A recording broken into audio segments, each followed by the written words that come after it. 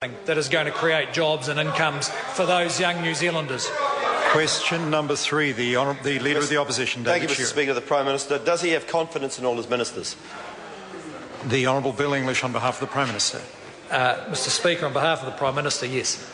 The Leader of the Opposition.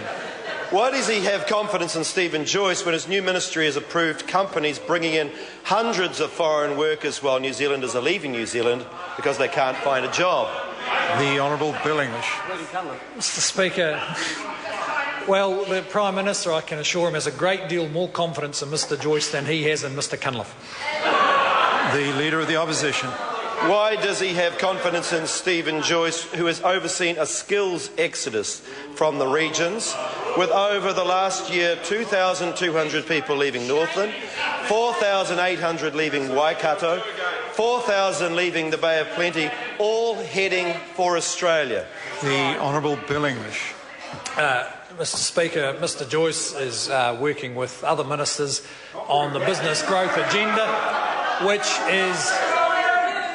is all about turning round the destruction of this economy and its export capacity by that previous government.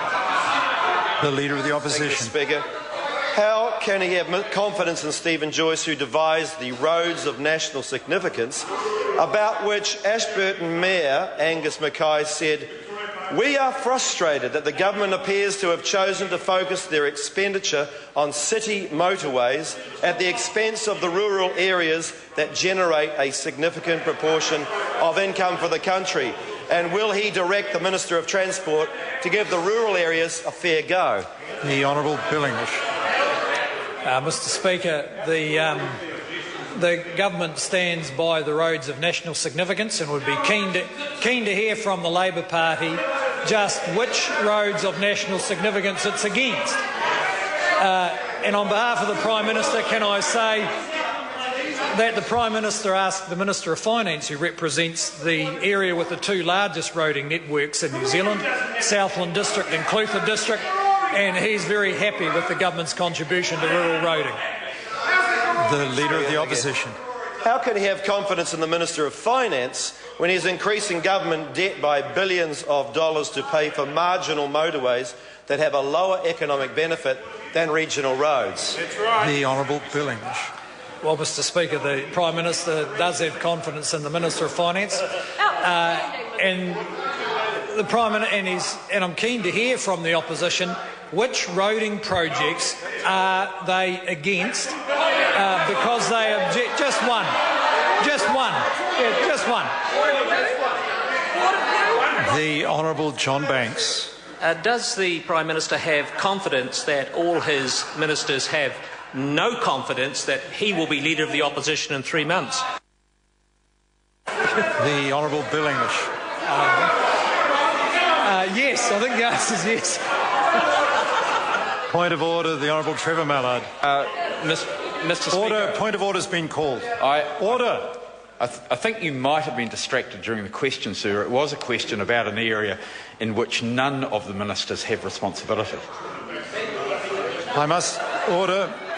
I have to confess the noise was such that I could not hear the question myself at all. But order. But in fact, it does appear that the question was out of order. I apologise to the House that I did not hear that and deal with it at the time. But given that, I'm not going to invite the Minister to repeat, or the member to repeat his question. I think I've got to accept that I'm responsible for that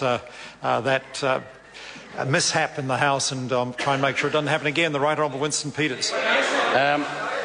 How can the Prime Minister have confidence in the Minister for Land Information, given his inaction over the unauthorised purchase of 4 farms by May Wang, the same May Wang who failed the good character test to buy the 16 other Crayfar farms? The Honourable Bill English. Mr. Speaker, on behalf of the Prime Minister, he does have confidence in the Minister of Land Information.